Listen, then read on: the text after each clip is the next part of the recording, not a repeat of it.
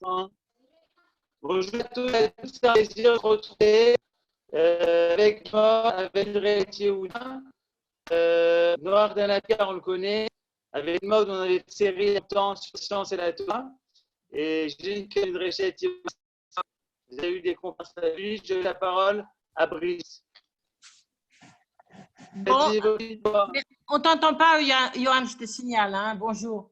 Bon, pour une fois, je voudrais dire un mot très, très rapide pour ne pas empiéter sur le temps du professeur Dana Picard. Au nom de la Midrashet Yehuda, comme vous savez, on est très, très heureux de vous revoir comme ça tous les jours et de continuer nos activités. Vous savez que nous diffusons la pensée de Manitou et dans l'esprit de Manitou. Et nous avons le plaisir aujourd'hui de recevoir le professeur Dana Picard, qui donc a dirigé, vous savez, le Machon Lev, et il dirige un département de mathématiques, éducation et judaïsme. Mais je dirais en un mot ce que j'ai compris des différentes interventions qu'il fait chez nous régulièrement, et nous avons toujours le plaisir de l'accueillir. Étudier les sciences, c'est une mitzvah de la Torah. Ça, je me rappelle. Je crois que je ne comprendrai rien en mathématiques. Mais ça me paraît un aspect extrêmement important de son message. Alors, je lui donne la parole. Merci beaucoup. Shalom, shalom à tout le monde. Est-ce que tout le monde m'entend? Est-ce que vous voyez le PowerPoint? Super, 100%. Très bien. Non, moi, je n'ai pas d'image. Okay. Juste une demande, c'est que vous fermiez tous votre micro de façon à ce qu'on n'ait pas les bruits extérieurs. Je voudrais comprendre pourquoi mon image a disparu. Parce que vous avez dû appuyer sur le bouton qui éteint votre vidéo. Ah, en bas de l'écran sur le côté gauche.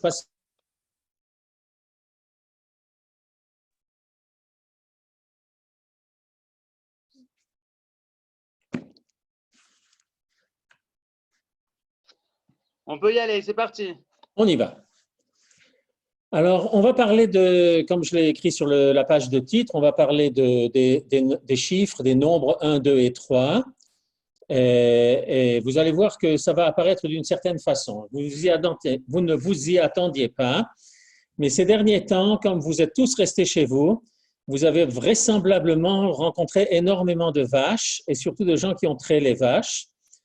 Exactement de la même façon que moi, j'ai eu la chance pendant Pessar de voir le Kinneret sur l'écran de mon ordinateur. Et si vous vous souvenez de la façon dont on trayait les vaches à une certaine époque, on utilisait un tabouret, enfin le fermier utilisait un tabouret qu'en français on appelle un botte-cul, qui est un tabouret qui s'attachait autour de la taille avec une ceinture de cuir, lequel tabouret n'avait en tout et pour tout qu'un seul pied. Vous devinez bien que ce genre de tabouret-là n'est pas très stable. C'était bien pratique, on plantait le pied en question dans la terre pour pouvoir avoir ce qu'on appelle en hébreu contra, pour avoir un effet contraire à la pression que l'on pouvait, dont on pouvait supporter les conséquences au moment où on traite une vache. Traire une vache, ça n'est pas facile. Je ne sais pas si vous avez essayé. J'ai un jour essayé, ça n'est pas simple. Toujours est-il que ce tabouret-là, avec un pied, n'est franchement pas stable. Alors, on peut essayer d'en faire un avec deux pieds, mais vous imaginez bien qu'avec deux pieds, ça ne marchera pas très bien. Et on peut essayer quelque chose avec deux roues. Quand on essaye quelque chose avec deux roues, comme une bicyclette, eh bien, il est bien connu qu'une bicyclette ne peut tenir que dans la mesure où on avance. Quand la bicyclette s'arrête, elle tombe. Et le cycliste qui est dessus, s'il doit s'arrêter au feu rouge, eh bien, il est obligé de poser un pied par terre de façon à ce que ça fasse un trépied. Donc, un véhicule à deux pieds ou un objet à deux pieds ne peut pas tenir debout ou uniquement dans des cas extrêmement particuliers avec beaucoup de difficultés. En revanche, quand on a un trépied, alors là, on arrivera de toute façon à une grande stabilité. C'est ce que l'on va retrouver avec certains tabourets, ce que vous voyez ici. Vous avez là un tabouret qui est fait pour s'asseoir, mais c'est exactement le même genre de construction que l'on a pour poser un appareil photo ou une caméra. vous ne vous êtes probablement jamais demandé pourquoi le trépied que vous avez acheté pour votre appareil photo est un trépied. Pourquoi pas plus? Eh bien, tout simplement parce que lorsqu'il y a 3 pieds, eh bien, l'objet est stable. Et dans les laboratoires de physique ou de chimie, la plupart des appareils sont posés sur des trépieds. Souvent, on a des tables quand la chose dont on a à s'occuper n'a pas besoin d'une énorme stabilité. Si jamais la stabilité n'est pas extraordinaire, ça n'est pas très gênant. Mais pour tous les appareils de mécanique, pour les télescopes, pour tous les appareils de très, très haute précision, il est indispensable d'avoir beaucoup de stabilité. Et c'est pour cela qu'on a monté tous les appareils sur des trépieds. Et si on voulait rajouter un 4e pied, ben vous avez probablement oublié, parce que ça fait bien 1 mois et demi ou 2 mois que vous n'avez pas fréquenté ce genre d'établissement, mais tel que les journalistes nous le prédisent ou tel que les gens qui sont tellement indisciplinés ont commencé à le faire en se précipitant vers des établissements publics appelés restaurants, ben vous allez pouvoir refaire l'expérience qu'en général, la table de restaurant à laquelle vous êtes installé, eh bien, elle bouge. Tout simplement, elle bouge et vous pouvez toujours essayer de faire ce que vous voulez. Alors, vous arrivez avec votre morceau de journal, vous faites ce que vous voulez pour essayer de caler le 4e pied, mais on n'y arrive jamais. Et à 4 pieds, on retrouve une instabilité que l'on n'avait pas avec 3 pieds. D'accord? Bon, au-delà de cette chose-là, 5 pieds ou autre, on ne le rencontre pas vraiment, mais on peut rencontrer justement cet échelonnement de chiffres. Et on va les rencontrer au début du livre que le Maharal a écrit pour parler de la fête de Hanouka. Je sais, nous sommes en Iyar, mais ce n'est pas grave.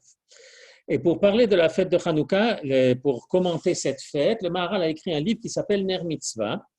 J'ai eu la chance de pouvoir étudier ce livre-là avec Beno Gross. Donc, ouais, et maintenant, si je dis n'importe quoi, ce n'est pas lui qu'il faudra accuser. Et le Maharal commence par expliquer les raisons d'être d'un certain nombre de nombres que l'on rencontre dans la Torah et dans certains phénomènes pour lesquels la Torah est quantitative. Et tout le monde connaît ce midrash qui dit que la Torah commence par la lettre Bet parce que la création est un phénomène qui va introduire la dualité, donc la marloquette. C'est bien connu, il y a les gens avec qui on s'entend et ceux avec qui on ne s'entend pas. Et vous connaissez bien l'histoire de cet homme qui a fait naufrage, qui se retrouve sur une île déserte. Au bout de quelques années, un bateau de passage le recueille, mais il veut quand même montrer à tout le monde ce qu'il a réussi à faire sur son île déserte. Et il montre une synagogue qui est soigneusement fermée, avec des cordes et des nœuds et autres. Et une autre synagogue qui, elle, est ouverte. Et on lui demande, mais tu es tout seul, pourquoi est-ce que tu avais besoin de 2 synagogues? Et il montre la synagogue fermée, il dit, dans celle-là, je n'irai jamais. La marloquette est quelque chose qui est inhérente à la création. Seul Dieu est un. À partir du moment où on est en dehors de Dieu, le créé, on l'a étudié lors d'une autre intervention, c'est bara, sur la racine bar, qui veut dire en dehors. Et à partir du moment où la création est en dehors d'Akadosh Baruch Hu, elle ne peut pas être parfaite, sinon elle serait Akadosh Baruch Hu. Et un des points d'imperfection est justement cette dualité et cette possibilité d'opposition. Et cette opposition-là n'est pas stable. Pour créer une stabilité, on a besoin d'être au minimum 3. C'est pour cela qu'il faut être au minimum 3 personnes pour pouvoir faire le zimoun à la fin du repas, avant le Birkat Hamazon. Un bet din minimal, c'est 3 personnes. Il n'y a pas dans la Torah de juge au sens plein du terme qui juge seul. Si vous avez envie de dire, eh bien, on voit bien les défauts du système judiciaire israélien, si avec celui-là, nous nous porterions nettement mieux déjà. Mais avec un juge, ça ne marche pas. Avec 2, certainement pas. Et en bet din shakul, parce qu'il ne peut pas y avoir un bet din avec un nombre pair de juges. Parce que s'il y a un nombre pair de juges, eh bien, il peut très bien y avoir une indécision. Chacun dit ce qu'il dit, et alors? Il faut donc être au minimum 3 pour qu'une décision puisse être prise, dans laquelle il y aura une majorité, et c'est ça qui peut assurer la stabilité d'un système judiciaire. Mais quand on arrive à 4, on recrée une instabilité, et le Maharal, là-bas dans Ner Mitzvah, dit tout simplement parce que le chiffre 4 va être représenté par le carré. Et dans le carré, on a 4 coins, 4 sommets, et chaque sommet indique une autre direction. C'est ce que l'on appelle en français, puisque j'ai commencé avec traire les vaches, on va parler maintenant de chevaux, c'est ce qui s'appelle tirer à U et à dia. Et les sommets du carré vont donc nous représenter une situation d'instabilité de nouveau.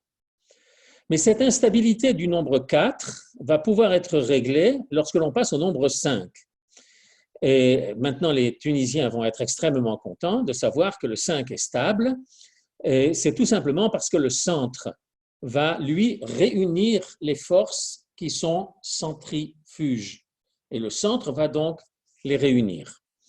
Je pense que vous pourriez me donner comme contre-exemple le cas de quelqu'un que l'on a écartelé. Et parce qu'effectivement, on attache un cheval à chacun de ses membres et on tire dans les 4 directions. Lui est au centre. Effectivement, il ne vit pas une vie extrêmement simple. Et ça n'est donc pas vraiment l'exemple que l'on veut. Mais le Maharal vient nous dire, quand on arrive à 5, il y a le centre qui réunit les extrêmes. Et on va voir que c'est quelque chose d'extrêmement fondamental. Mais de nouveau, lorsque l'on se retrouve avec le cube, avec le nombre 6, je suis obligé de corriger parce que là, ça n'est plus 4, mais 6. Et lorsqu'on a le cube a 6 faces. Et les 6 faces vont de nouveau indiquer une tendance à partir dans tous les sens. Les 6 faces vont être les 4 directions, le nord, le sud, l'est, l'ouest, mais aussi le haut et le bas. Et avec ces 6 faces-là, on va de nouveau exprimer une instabilité et quelque chose qui tire dans tous les sens. Et cette instabilité-là ne pourra se régler que dans la mesure où on passe vers le 7, parce que le centre du cube va, lui, réunir les extrêmes. On va voir que chez le Maharal, cette idée-là de centre qui réunit les extrêmes est parfaitement fondamentale, et on le retrouve avec le milieu du segment que l'on a ici, C est le milieu du segment AB. On le retrouve avec le centre du carré, le point E ici est à égale distance des sommets, et en gros, il va maintenant recréer une espèce d'équilibre de démocratie entre les sommets, de la même façon que le point E que l'on a ici au centre du cube va recréer une harmonie. Après le 7, on va retrouver le nombre 8, mais là, dans le cas du nombre 8, on se retrouvera dans une situation différente. On en avait parlé lors d'une précédente causerie. Je ne vais pas aller jusque là-bas maintenant. Toujours est-il que le fameux 7 est quelque chose d'extrêmement important, et on le sait bien, puisque tous les pays du monde et tous les peuples du monde ont construit une semaine de 7 jours. Et même quand la Révolution française a essayé de construire tout sur le système décimal, alors ils ont inventé le décadi et ils ont inventé le calendrier avec des mois de 30 jours, 3 fois 10 jours et ainsi de suite. Eh bien, ça n'a pas marché. Ça a duré quelques années, mais le système n'a pas marché, tout simplement parce que la base 7 pour le calendrier est fondamentale et c'est un des éléments principaux de la création, et c'est là que l'on peut avoir une construction stable. Nous allons revenir en arrière et voir un petit peu les mois de l'année. Il y a quelque temps, longtemps, nous avions parlé de 3 midotes particulières qui apparaissent à Rosh Hashanah ou dans d'autres cas. Je ne vais pas revenir là-dessus, mais j'en parlerai un tout petit peu dans quelques instants pour autre chose. Les 3 premiers mois de l'année sont Nissan, Iyar et Sivan. Ce sont les mois que nous sommes en train de vivre. Le mois de Nissan est le mois où on a la fête de Pessah. Le mois de Iyar, c'est celui qui a commencé il y a maintenant une semaine. Et le mois de Sivan est celui vers lequel nous avançons à grands pas en comptant l'Omer tous les soirs. Ces 3 mois ont quelque chose de tout à fait particulier. Petit détail, il faut les appeler par leur nom. Nissan, Iyar, Sivan, c'est très bien. Ce n'est pas pour rien qu'ils ont ces noms-là. Et d'ailleurs, Iyar est composé des initiales de Ani Hashem Rofecha. Je suis l'Éternel qui va te guérir. Ça tombe très bien pour la situation à laquelle nous sommes confrontés pour l'instant. En Nissan, on a le premier mois. Achodesh hazeh lachem rosh chodashim, rishon hu lachem c'est le mois de Nissan nous est annoncé dans la paracha de Bo comme étant le premier mois. Et donc, quand vous parlez du premier mois ou du deuxième mois, vous parlez de Nissan, vous parlez de Iyar. Si déjà vous voulez utiliser les dates Goy, alors parlez de janvier, février, ainsi de suite. Le premier mois, ça n'est pas janvier, le premier mois, c'est Nissan. Et il vaut mieux utiliser ces noms-là, de la même façon que Nissan, Iyar, Sivan et ainsi de suite sont des noms que nous avons ramenés de Babylonie après le premier exil là-bas. Eh bien, les noms janvier, février, ainsi de suite sont les noms que nous ramenons de l'exil de Édom. Alors, il vaut mieux utiliser ces noms-là, mais pas le premier mois, le deuxième mois, et le 15 janvier n'est pas le 15-01 quelque chose. 01, il faut le garder pour le premier mois, qui est le mois de Nissan. Et vous allez voir à quel point c'est important. Donc, nous avons le premier mois, à Chodesh Harishon, c'est Nissan, à Chodesh Hasheni, c'est Iyar, à Chodesh Hashlishi, c'est Sivan.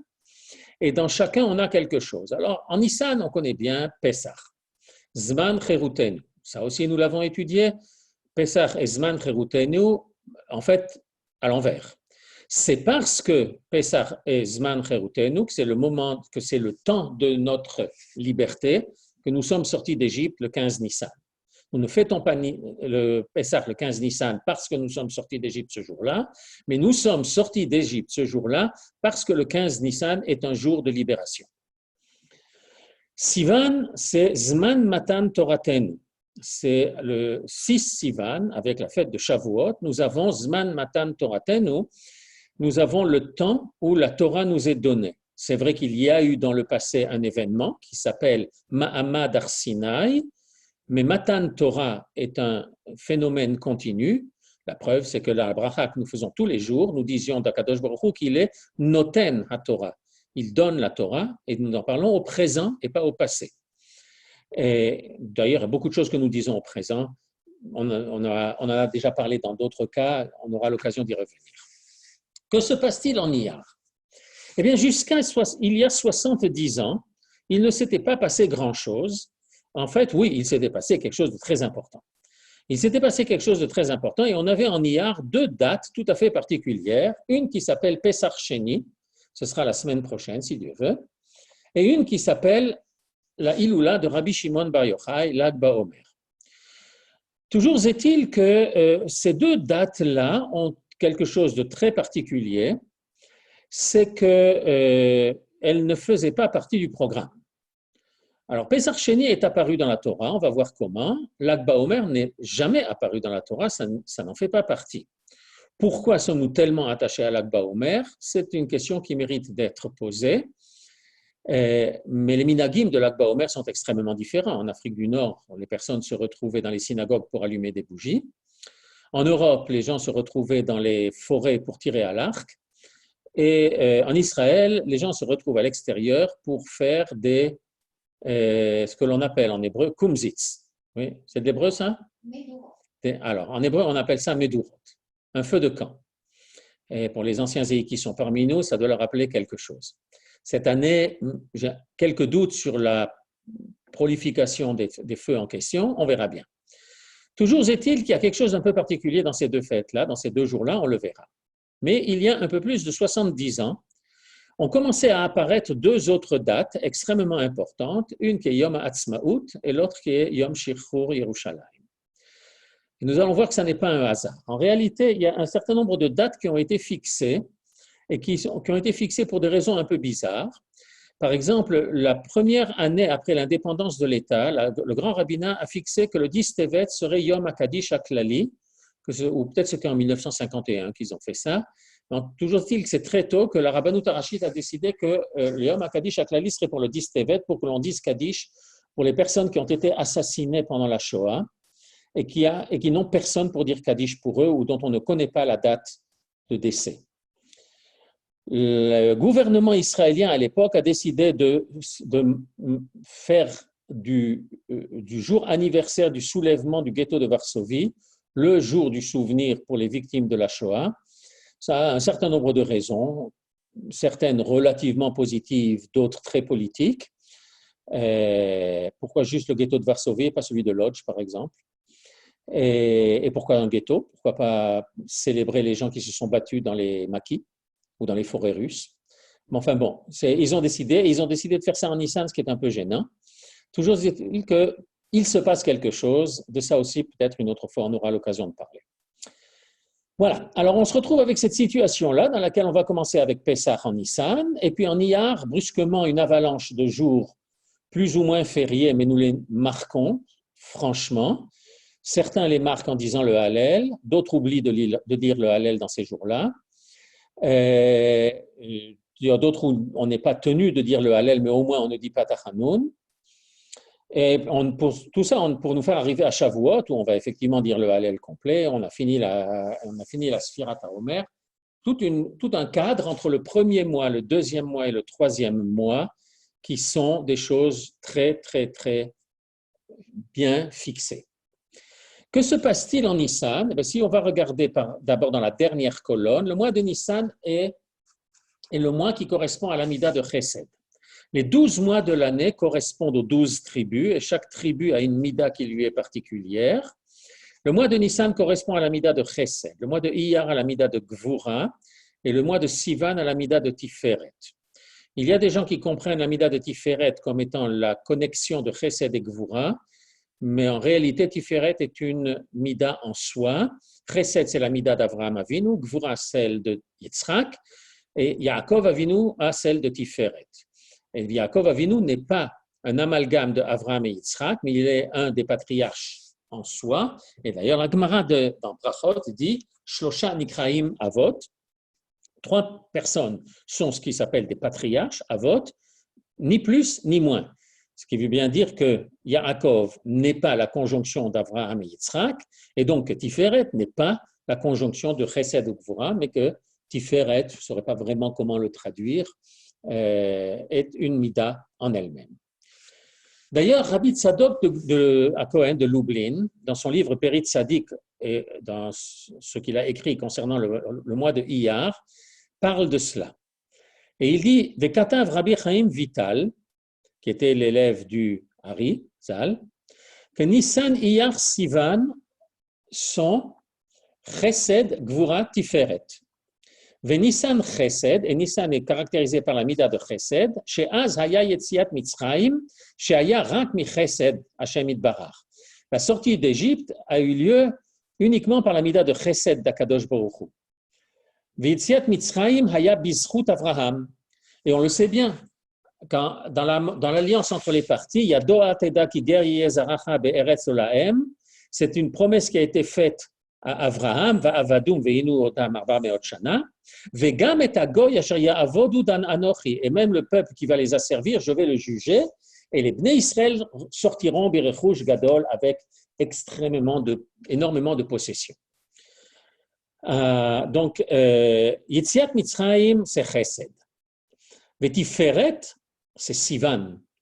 She'az haya matan Torah, ou comme shekatuv, ve'atiferet zo matan Torah. C'est dans Marsechet Brachot, au sujet du verset Lecha Hashem Agdula ve'agevura ve'atiferet ve'anetzar ve'haod, et ainsi de suite, en disant que ve'atiferet, le Brachot nous dit, ça correspond à Matan Torah.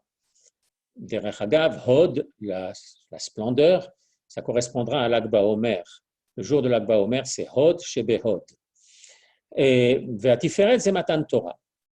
Et on va se retrouver avec Chesed qui est Pesach, Nissan, et Tiferet qui est Sivan. Et en réalité, il va nous manquer quelque chose parce que qu'est-ce qui va correspondre à Gvura? On va être obligé de revenir un petit peu en arrière. On a donc dit que Pesach, c'est entièrement Akadosh Baruch Hu, c'est Chesed, mais Shavuot aussi, c'est entièrement Akadosh Baruch Hu, mais d'une autre façon. Puisque la Gemara nous raconte que Akadosh Baruch Hu a pris la montagne et l'a mise au-dessus de la tête des Bnei Israël, Kafa alehem har kegigit, il l'a mise comme un tonneau, comme une bassine, et il leur a dit, si vous acceptez la Torah, c'est très bien, sinon, je lâche la montagne et elle vous enterre.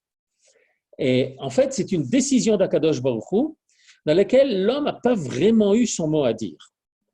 Alors, on va se retrouver avec Nissan qui est totalement divin, Sivan qui est totalement divin, et au milieu, eh bien, regardez bien, on va retrouver des choses qui, eux, sont la part de l'humain. Je me permets de vous rappeler que quand on avait étudié justement les sonneries du shofar à Rosh Hashanah, On avait bien dit qu'il y avait Tkiya au début parce que c'est Chesed, c'est Akadosh Baruch Hu qui a créé le monde et qui en est le roi. Il y a une Tkiya à la fin, c'est parce que la Geoula, la rédemption finale, c'est Akadosh Baruch Hu qui l'amène et elle vient avec Tiferet. Mais au milieu, on a Troua, qui est un son haché, qui parle de guerre, qui parle de crise, et tout simplement parce que toute l'histoire humaine, depuis Bereshit jusqu'à l'accomplissement de l'histoire, ce que Manitou appelle depuis Adam jusqu'à Ben Adam, tout ce qui est au milieu, c'est l'histoire de l'homme et les actions de l'homme. Et les actions de l'homme sont caractérisées par le fameux bet, le fameux 2 que l'on avait au début, et qui est le 2 de la marloquette, qui est le 2 de la guerre, qui est le 2 de la crise. Et d'ailleurs, c'est pour cela qu'on croit que quand on se marie, on est 2. En réalité, on est 3, parce que Shlosha Shutafim Ba'adam, Akadosh Baruch Hu, Aviv Ve'imo, il y a 3 associés dans la création de l'homme, Akadosh Baruch Hu, le père et la mère, et c'est pour ça que c'est une création stable. Revoyons un petit peu les versets. On voit bien tout ce qui concerne Pessah est réglé par le chiffre 1. Ce mois-là, c'est le mois du 1, c'est le premier mois. Et dans le sacrifice pascal que l'on apporte, dans ce korban que l'on apporte, eh bien, on va apporter un agneau qu'on ne va pas décomposer et entier, on va le mettre à la broche. On va le faire cuire. Et on n'a pas le droit d'en casser les os pour manger la moelle. Tout est en termes de 1. Et le Sefer Achinour, pas Misrad Achinour, le Sefer Achinour nous dit que si on doit manger cette viande-là au feu et pas bouillie, c'est parce que de la viande bouillie, ça se délite et ça se décompose, alors que quand on fait la viande au feu, elle devient plus réunie, plus dure, plus un seul morceau. Et on ne casse pas les os pour qu'il reste en un seul morceau. Et on mange le baït echad ye'achel, on la mange dans une maison. Et on se retrouve avec un groupe qui a été bien défini, qui est un groupe. On ne peut pas distribuer ça ensuite au dehors. Tout Pessah, c'est 1. Mais c'est chesed total, entre autres à cause du verset que l'on a là en bas, un verset que l'on récite aussi dans la Haggadah, Va'evor aler alay va'erem mitbosser bedameir, ainsi de suite. Et le verset de Yecheskel décrit Israël comme Ve'at erom ve'eria, et en fait, tu es nu de mérite, nu de mitzvot. Am Israël, après 210 ans en Égypte, était complètement dépouillé de tout mérite et toute mitzvot. Akadosh Baruch Hu a vite donné 2 mitzvot, le Korban Pessah et la Brit Mila. Vite faites-le. Bedamaïr Chaïs, qui est marqué ici, dans les 2 sangs, tu vas vivre, parce que ce sont les 2 sangs qui sont maintenant quelque chose qui vont essayer de t'apporter un petit peu de zrout pour pouvoir sortir d'Égypte. Mais pour l'instant, ça n'est pas le cas. Et donc, c'est un chesed d'Akadosh Baruch Hu complet qui va te permettre d'avancer. On va sauter vers le 3. On saute vers le 3 de Shavuot. Et la Kriyat Torah de Shavuot commence dans Parashat Yitro, Bachodesh Hashlishi, Letzet Bnei Israël Me'eretz Mitzrayim, le 3e mois de la sortie d'Égypte. La Torah aurait très bien pu commencer un petit peu après, ou en tout cas, les Chachamim, quand ils ont choisi la lecture de la Torah pour Shavuot, auraient pu dire qu'on commence un peu après. On n'a pas besoin de raconter toutes les préparations. Finalement, si une maîtresse de maison apporte un bon gâteau, elle n'est pas obligée de vous raconter toute la recette. Et l'essentiel, c'est que le gâteau soit là. La Torah, ce qui est important, c'est qu'on la reçoive, mais peut-être que tout ce qui était avant, on aurait pu s'en passer. J'exagère, parce que si la Torah l'a donné et le dit, c'est justement parce qu'on en a besoin. Enfin bon, tout ça, ça va se passer le fameux 3e mois. Et si vous regardez bien, j'ai souligné certains versets en les marquant en rouge, eh bien, on a l'impression qu'il y a une espèce de dialogue entre Akadosh Baruch Hu et les Bnei Israël. En réalité, non. Il y a des instructions qui sont données par Akadosh Baruch Hu. Am Israël doit accomplir ces instructions, il doit fonctionner en fonction de cela. Et s'il y a un dialogue, il est uniquement entre Akadosh Baruch Hu et Moshe. Moshe yedaber veha Elohim ya'anenu bekol. Et Moshe doit ramener vers le peuple ce que Akadosh Baruch Hu a dit, mais Moshe donne des ordres. Et en fait, même les Aseret Adibrot, le décalogue, vont être donnés en commençant par Anochi, Yudke Vavke Elohecha Asher Hotzeticha Me'eretz Mitzrayim, le même Yudke Vavke qui t'est fait sortir d'Égypte entièrement par Chesed et qui est un. Je suis parfaitement un, dit Akadosh Baruch Hu. Je suis Anochi, qui est le nom d'Akadosh Baruch Hu quand il donne des mitzvot, qu'il donne des ordres. Mais je suis le Yudke Vavke qui t'est fait sortir. Et je suis Elohecha, je suis ton Dieu, celui dont tu as entendu parler génération après génération depuis Avraham Avinu. Mais on ne voit encore pas vraiment des actions humaines. Et les Bnei Israël vont se préparer, ils vont entendre ou ne pas entendre, ils vont faire ce qu'ils vont faire, ça va déraper immédiatement après, mais toujours est-il que pendant Matan Torah, au Ma'amad Har Sinaï, on ne voit pas une action particulière des Bnei Israël, au contraire. Le Midrash nous dit que quand Akadosh Baruch Hu a commencé à parler, leur âme s'est envolée et c'était un peu comme des morts. Et donc ils se sont tournés vers Moshe Rabbeinu et lui ont dit, dis-moi, demande à Akadosh Baruch Hu, cette Torah, à qui tu veux la donner? À des morts ou à des vivants? Si c'est des morts, continuons comme ça. Parce que nous, on ne peut pas vivre avec ça, notre âme s'en va. Si c'est à des gens vivants, alors Daber Ata Imanu Venishma, que toi, Moshe, tu nous parles, mais pas à Akadosh Baruch Hu. Ça, on ne peut pas. Et c'est effectivement ce qui s'est fait. Et en fait, le Midrash nous dit qu'au début, Akadosh Baruch Hu a parlé, mais après, les autres dibrod sont venus par l'intermédiaire de Moshe Rabbeinu. Alors, on a quelque chose de totalement divin au début, quelque chose de totalement divin après, et on va se retrouver avec quelque chose d'autre au milieu. Et si vous regardez bien, le début du Sefer Bamidbar, ça va être c'est un livre, c'est un chumash totalement humain. C'est un chumash dans lequel on va voir se développer des comportements positifs, négatifs, mais on va voir toute une sociologie se mettre en place, une sociologie horizontale dans les relations entre les Bnei Israël, entre les tribus, comment le peuple va être organisé, mais aussi un axe vertical avec un lien avec Akadosh Baruch Hu qui va se faire, Vahi Bitso Aaron Vayomer Moshe, ainsi de suite. Mais ça commence immédiatement par Vaidaber Hashem el Moshe bemidbar Sinai be'oel Moed. Dieu parle à Moshe dans le désert du Sinaï, dans la tente d'assignation, le premier du deuxième mois. C'est-à-dire que Bamidbar commence le premier Iyar de la deuxième année après la sortie d'Égypte, Bashana Hashenit Letzetam Eretz Mitzrayim. Les Bnei Israël sont sortis en Nissan, 50 jours plus tard, ils ont reçu la Torah, 40 jours plus tard, ils ont fait le veau d'or. Ça a pris 40 jours pour que Moshe obtienne d'Akadosh Baruch Hu qu'on puisse faire le ménage dans le camp. Il est remonté 40 jours et après, à Yom Kippour, Moshe a obtenu le pardon d'Akadosh Baruch Hu avec les nouvelles Luchot et il est redescendu. Et alors, on a commencé à construire le Mishkan et on a pu terminer le Mishkan le 25 Kislev, mais on ne l'a construit, on ne l'a monté vraiment qu'à la fin du mois de Hadar. Et là, on est arrivé avec un Mishkan et on a pu faire Pessah. Et c'est les parachutes qu'on a lus ces derniers temps. Mais le départ du mont Sinaï s'est fait le premier Iyar de la deuxième année. Ou plutôt, l'ordre pour le départ et pour l'organisation du peuple dans le désert. Le départ s'est fait Vahi bashana ashenit bachodesh asheni be'esrim bachodesh na'ala he'anan me'al mishkan ha'edut vayis'u bnei Israël lemas ehem mimidbar Sinaï.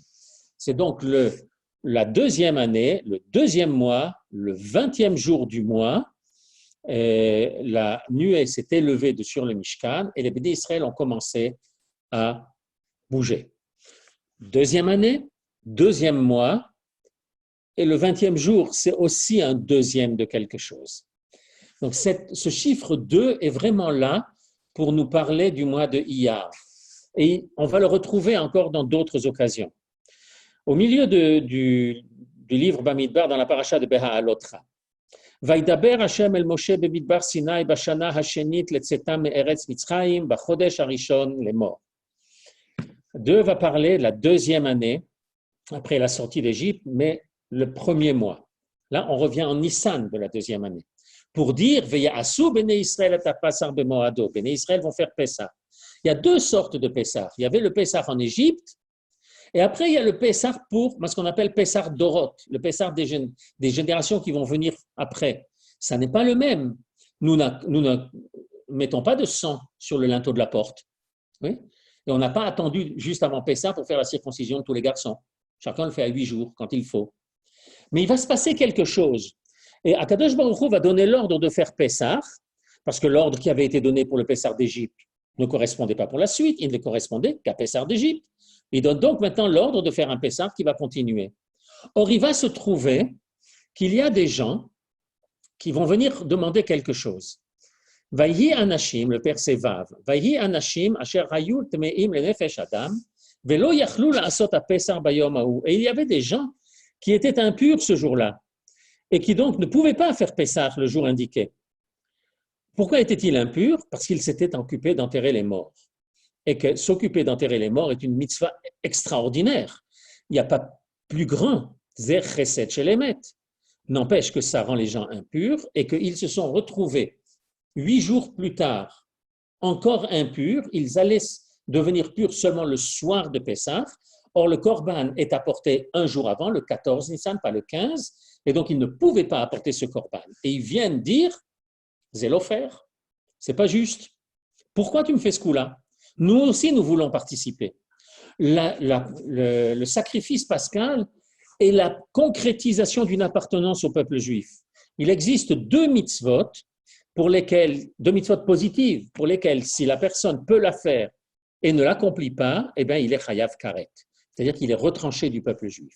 C'est Brit Mila et Korban Pessah. Ça va toujours ensemble, ces deux-là. Et là, viennent ces personnes-là pour dire, et pourquoi sommes-nous exclus? Nous voulons montrer que nous appartenons au peuple juif, nous voulons la possibilité de faire Pessah. Et c'est à ce moment-là qu'Akadosh Baruch Hu leur donne ce que dans les universités on appelle Moed Bet. Et il leur donne la possibilité de faire Pessah Sheni. Faites bien attention. Pessah Sheni est exactement l'opposé du Pessah Rishon. Pessah Rishon, c'est une initiative d'Akadosh Baruch Hu. Pessah Sheni est une initiative de l'homme. Les hommes ont demandé et Akadosh Baruch Hu a accepté. Le mois de Iyar, on l'a dit, est un mois totalement consacré à ce que les hommes font. On va le retrouver encore plus loin. Dans Divrei Hayamim, Vayachel Shlomo livnot et Bet Hashem birushalayim behar Moriah. Et donc Shlomo a commencé à construire la maison de Dieu à Yerushalayim sur le mont Moriah, Bimera Beyamen. Quand il va commencer à construire ce temple, ce Bet Amikdash, Asher Nir'a le David Avihu, que David avait préparé. On sait que David et Shmuel Hanavi s'étaient réunis pour faire une étude profonde pour savoir où il fallait construire le temple, comment il fallait construire le temple, quelles devaient en être les dimensions. Mais David savait que c'est Shlomo qui construirait le Bet Amikdash et pas lui.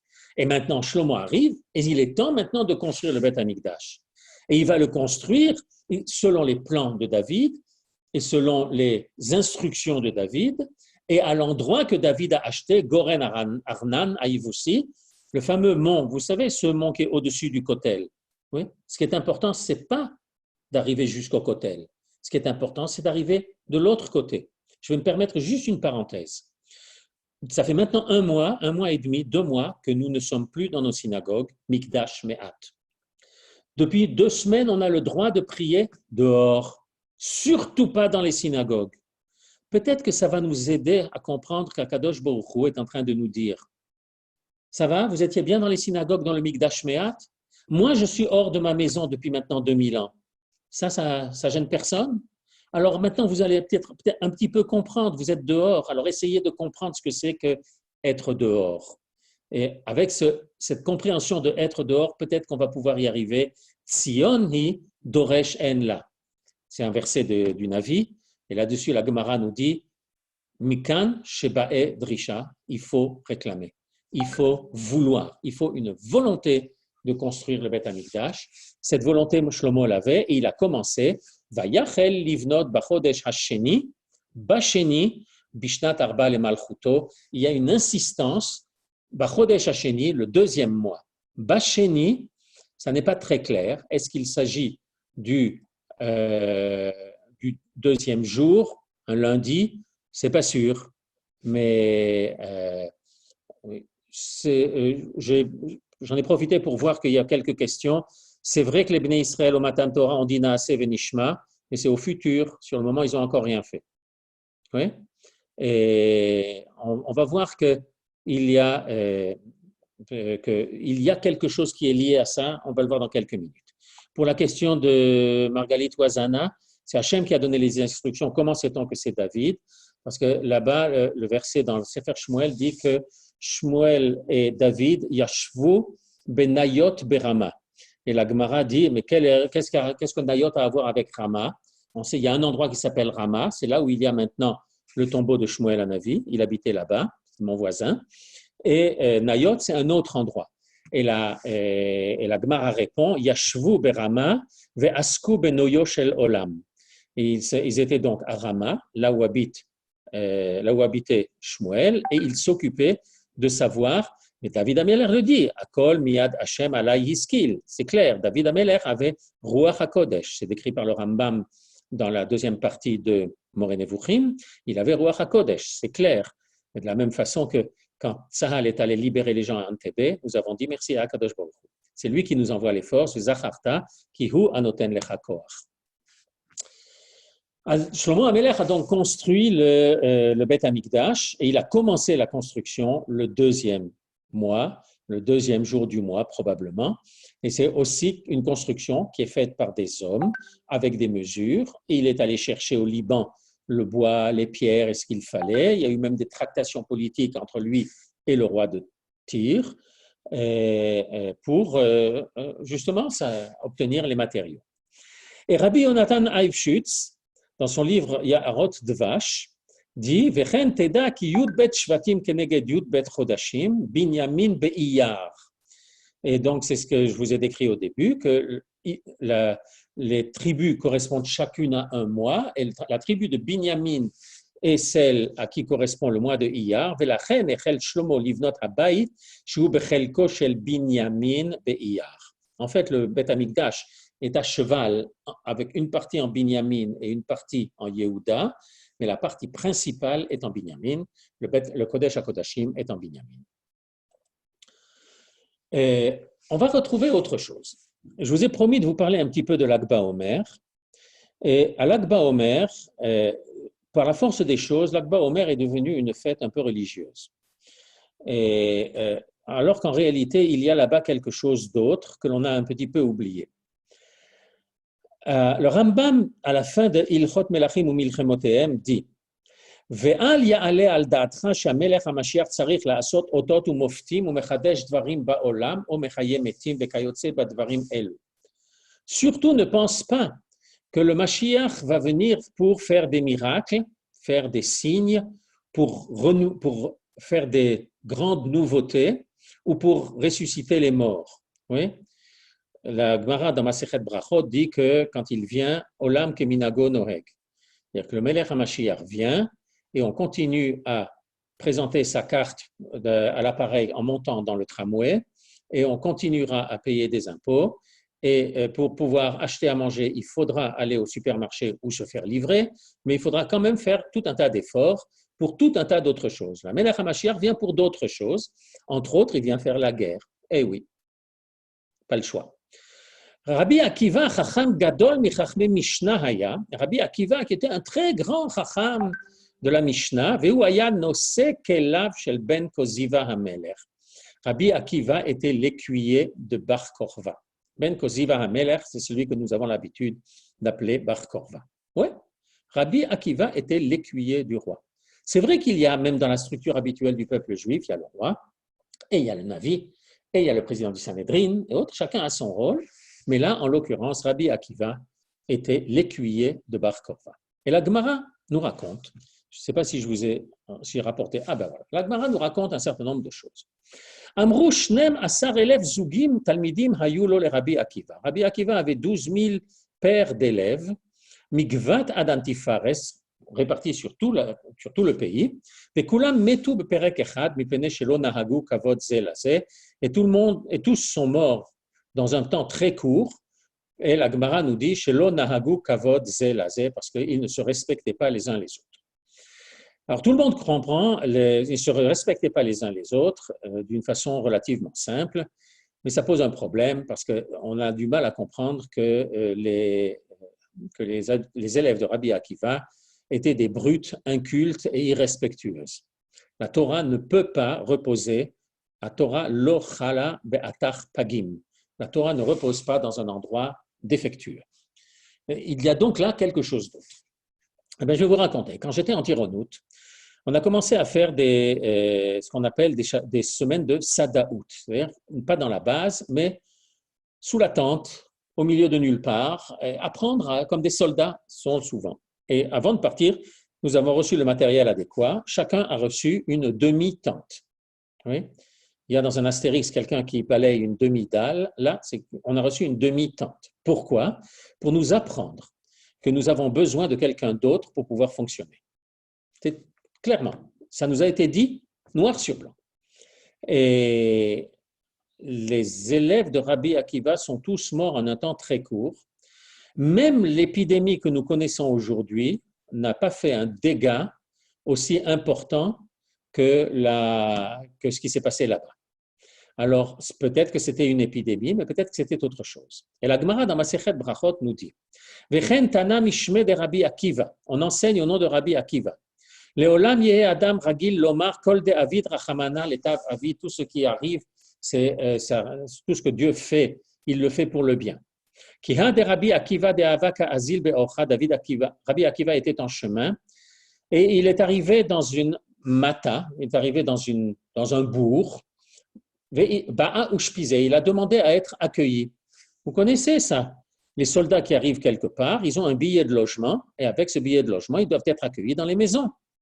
C'était comme ça que ça se passait en France, par exemple. D'où l'expression avoir un nom à coucher dehors avec un billet de logement, quand on a un nom tellement compliqué. Et il a demandé à être hébergé. Et on ne l'a pas laissé. Kol de Avid Rachamana Letav Avid, et tout ce que fait Dieu, il le fait pour le bien. Dites-moi, comment c'est possible ça? Imaginez que le grand rabbin d'Israël vous demande l'hospitalité. Vous n'allez pas vous mettre en quatre pour le recevoir? Oui. Et mettre les petits plats dans les grands? Rabbi Akiva arrive et on refuse de le recevoir? Comment c'est possible? Regardez la suite. Alors il est allé, il a dormi dehors, à la belle étoile. Et il avait avec lui un coq, un âne et une lampe. Et puis, le vent a soufflé et a éteint la lampe. Est arrivé un chat qui a mangé le coq. Est passé par là un lion et il a mangé l'âne. Pas de chance, hein? Vraiment pas de chance. Comment c'est possible, ça? Shkumun, comme ça on dit en yiddish. Et le lendemain, Rabbi Akiva a vu qu'une unité militaire romaine était passée par là et avait anéanti le village. Et de quoi on parle? Eh bien, on va remettre tout dans le contexte. Nous sommes à une époque d'occupation romaine et Rabbi Akiva a fait ce qu'Avram Avinu a fait avec ses élèves. Vayarak el Chanicha Yelidei Beto. Et Avram, pour partir en guerre pour aller sauver Lot, il a emmené ses élèves, il a emmené sa yeshiva. C'est ce qu'a fait Rabbi Akiva. Les élèves de Rabbi Akiva étaient les soldats de Bar Korva. Et ils étaient là en opération paramilitaire ou militaire. Et c'est pour ça que dans ce village, ils n'ont pas voulu les recevoir, parce qu'ils avaient peur du danger que Rabbi Akiva et ses soldats allaient attirer vers eux. Et c'est pour ça que Rabbi Akiva est sorti et qu'il a été obligé de planter la tente et de faire son camp en dehors, de se cacher dans les forêts ou aller savoir quoi. Et Akadosh Baruch Hu a fait des miracles, a fait quelque chose, c'est des petits miracles, mais il a fait quelque chose pour que les Romains ne puissent pas avoir cette impression-là qu'il y a là des soldats pas loin de chez eux. Ça me rappelle des choses que mon père m'a racontées quand ils étaient en train d'attendre et de guetter les Allemands avant qu'ils n'arrivent pour leur tomber dessus. Alors, de quoi on parle dans tout ça? Eh bien, brusquement, Voilà brusquement Noach qui se met à vous montrer quelque chose. Malgré ce que Brigitte vous a dit, il y avait peu de sciences et peu de mathématiques dans ce qu'il y avait là. On ne pouvait pas quand même, ça ne marche pas comme ça. Alors, on va regarder. Vous avez vu là quelque chose? Bien. Alors, je vais sortir de ça et essayer de vous montrer autre chose. Alors, ça va prendre une petite minute pour que je puisse vous montrer. Et donc, là maintenant, c'est moi que vous voyez, mais vous allez voir autre chose. Où est-ce? Voilà, c'est là. Eh bien, quand on était enfant et qu'on a appris un petit peu de géométrie à l'école, on nous a par exemple appris que dans le plan, eh bien, on pouvait placer un point. Vous savez quoi? Le quadrillage comme dans le cahier, la règle CIS, c'est bien joli, mais tant pis, elle est là, elle est là. Et à partir de ce point-là, on peut quelquefois aussi dessiner ce qu'on appelle une demi-droite. Et si on dessine deux demi-droites qui sortent du même point, eh bien, on a dessiné ici, on a dessiné un angle. D'accord? On a un angle. Bon, mon angle ici, il fait 32 degrés et des poussières. Mais ce n'est pas ça qui m'intéresse. Mais quand on a un angle, eh bien, on connaît pour cet angle-là un certain nombre d'autres objets géométriques qui sont liés. Et l'un d'entre eux s'appelle la bisectrice. Alors, j'ai le premier côté, j'ai le deuxième côté, et ça m'a permis de dessiner, en fait, ici, ça m'a dessiné deux bisectrices, une qui est interne, celle que j'ai dessinée maintenant en rouge, et une qui est externe, que j'ai dessinée maintenant en vert. Ah non, c'est de nouveau la même. Parfait. Voilà. L'interne est en vert, et l'externe est maintenant en rouge. Bien. Alors, pourquoi je vous ai dessiné ça? Eh bien, tout simplement parce que pour comprendre ce que c'est que la bisectrice, qui est au milieu, eh bien, j'ai été obligé de comprendre deux choses qui sont de part et d'autre. J'ai été obligé d'avoir le premier côté et après le deuxième côté, et seulement après avoir connu les extrêmes, je peux comprendre quelque chose de ce qui se passe au milieu. C'est vrai? Ça marche comme ça? OK. Vous croyez qu'il n'y a que dans ce cas-là que ça marche? Eh bien non. On va recommencer. Je dessine un segment. Un segment est composé et délimité par deux points. C'est vrai, oui? Mais il existe quelque chose qui s'appelle la médiatrice du segment. C'est une droite qui passe, mais non, ce n'est pas de ça que je parle. On a dit qu'on voulait une médiatrice. Voilà. Eh bien, c'est une droite qui est perpendiculaire au segment et qui passe exactement en son milieu. Et de nouveau, j'ai besoin de quelque chose qui est connu d'un côté à l'autre extrémité, et seulement à ce moment-là, je peux comprendre ce qui se passe au milieu. Ça va? Bon. Alors, si ça va, si vous n'êtes pas encore complètement assommé par ces mathématiques-là, je vais pouvoir revenir à notre présentation.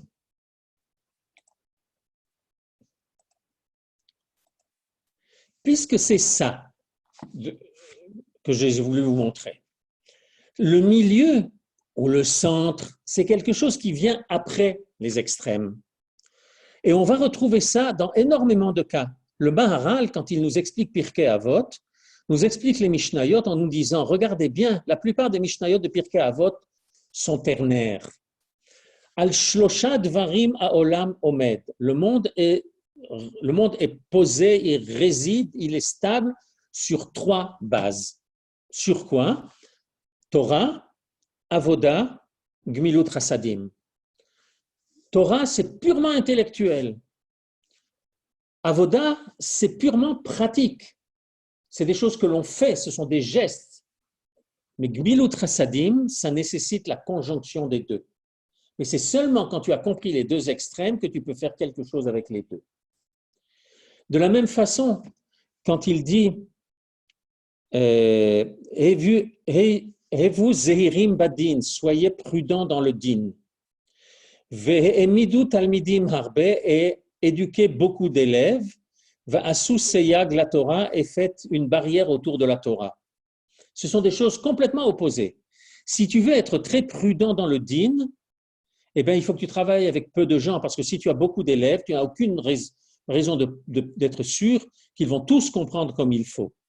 Et quand tu as une classe, et on le sait très bien, il y a des choses que l'on n'a pas le droit d'enseigner à plus de 2 personnes ou à plus de 3 personnes. Il y a même des choses qu'on n'a pas le droit d'enseigner à plus d'1 personne. Et tout simplement parce que si quelqu'un comprend de travers, eh bien, après, il va appliquer de travers et c'est une catastrophe qui peut s'en suivre. On a donc besoin d'autre chose. Si on va être prudent en matière de Torah, mais avoir beaucoup d'élèves, ce sont deux extrêmes. Sous-seyag la Torah, c'est ce qui va permettre de rétablir l'équilibre entre les deux extrêmes en faisant des barrières autour de la Torah pour être sûr que la compréhension soit bonne et que si jamais il y a une incompréhension dans l'accomplissement de la mitzvah, la barrière que l'on a mise un petit peu plus loin va faire en sorte que de toute façon, on ne sera pas dans une transgression. C'est exactement de cela que l'on parle dans le mois de Iyar. Je vais revenir en arrière ici, avec ce tableau. Et on va retrouver tout ce qui caractérise le mois de Iyar est quelque chose dans lequel c'est l'homme qui a agi. On a Pessah dans lequel Akadosh Baruch Hu a tout fait.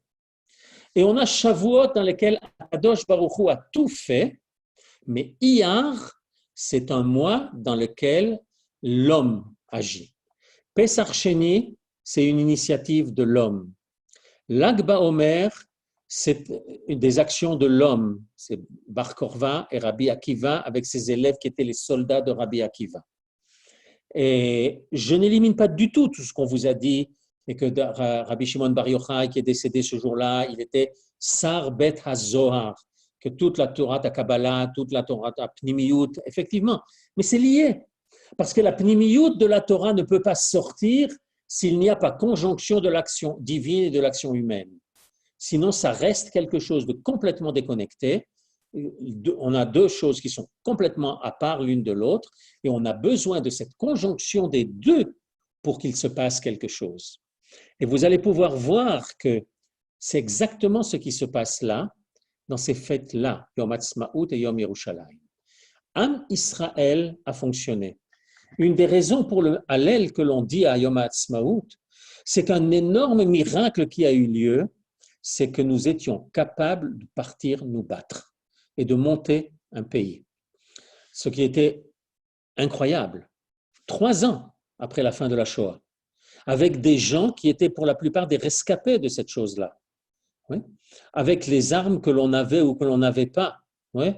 Heureusement que les Tchèques nous ont livré des armes et passé de différentes façons et autres, mais une situation complètement aberrante.